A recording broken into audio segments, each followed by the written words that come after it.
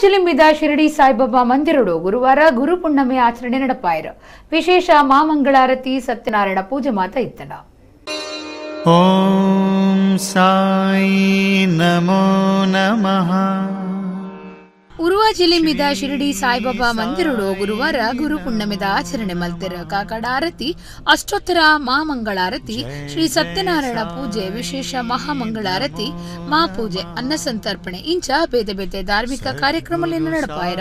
ಪಾಕ ಜನ ಭಕ್ತರು ಪಾಲ್ದಿತ್ತೊಂದಿರ.